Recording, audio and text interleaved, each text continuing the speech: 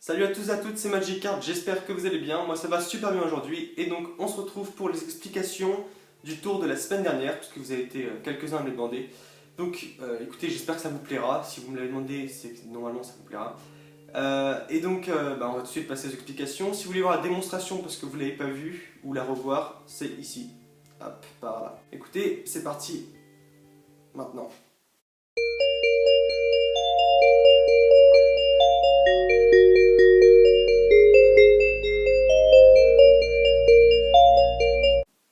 Donc pour ce tour, on a besoin d'un feutre ou d'un stylo. Moi j'utilise un Sharpie, c'est le meilleur stylo pour les magiciens.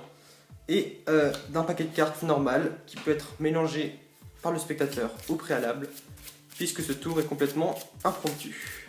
Donc moi c'est ce que je vais faire. Hop. Voilà, comme ça. Et maintenant Eva, est-ce que tu veux bien me dire stop s'il te plaît? Stop. Donc on vient faire sectionner une carte de la façon qu'on veut. Moi je vous conseille de commencer en faisant un riffle, parce que c'est vraiment... ça habitue le spectateur à faire choisir les cartes comme ça. Pour la suite c'est pratique. Donc voilà, dis-moi stop. Stop. Hop.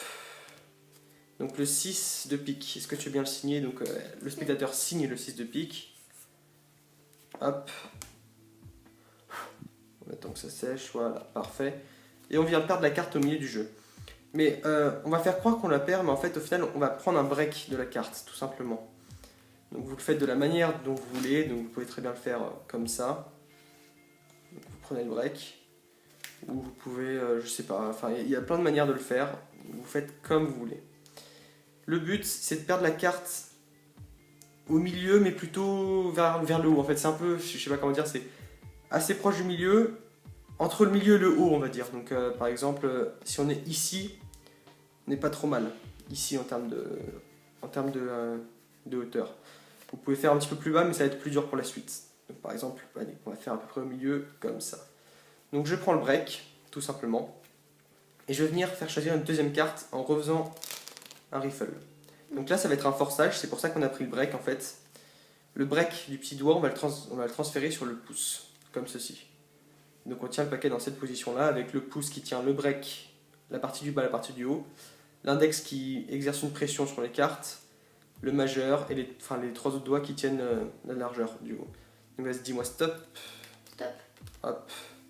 Au moment où elle dit stop, on lâche toutes les cartes. Donc par exemple, si elle me dit stop maintenant, je lâche tout. On va réessayer pour montrer, vas-y. Stop. Donc voilà.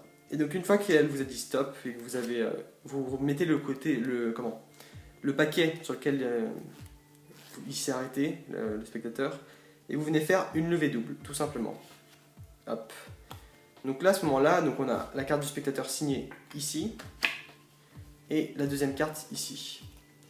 Et donc ce qu'on fait, c'est qu'on retourne et qu'on lui dit de signer le dos. Mais là, en fait, ce qui va se passer, c'est que vu qu'on a fait une levée double, la carte qui va être signée ne va pas être le 6 de carreau, mais la carte signée du spectateur, déjà signée. Donc je remonte depuis le début. On fait choisir la carte. Hop. Stop. On la fait signer. On la perd au milieu du jeu. On prend un break. On transfère le break sur le pouce. On refait défiler. Il nous dit stop. On prend la levée double en montrant par exemple le 10 de pique. Et on fait signer le dos de la carte déjà signée. Donc à ce moment-là, le tour en fait il est joué déjà. Donc vas-y. Et donc là, après c'est que du blabla on va dire. Faut trouver un prétexte de mettre la carte au milieu. Et un prétexte de retourner à chercher. Pour retourner à chercher plutôt. Et donc, on va prendre la carte, et après c'est que du blabla. On dit par exemple, il me semble que quelqu'un dans les commentaires avait dit si on met la carte au milieu, on met entre les mains du spectateur et on lui dit de presser fort. Et à ce moment-là, on va dire bon, maintenant on va aller chercher la carte que vous avez signée de dos. Hop. Et la carte suivante. Puisque c'est votre carte signée. Là, on monte la carte et on dit ah mince, c'est pas celle-ci. Ah oui, ok, vous avez pressé tellement fort en fait que les deux cartes ont fusionné. Donc voilà, c'est comme ça. Donc j'espère que cette explication vous aura plu. Vu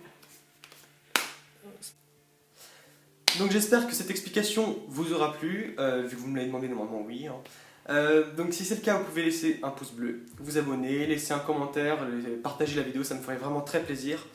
Et en tout cas, moi je vous dis à la prochaine fois, je vous dis salut dans une prochaine vidéo.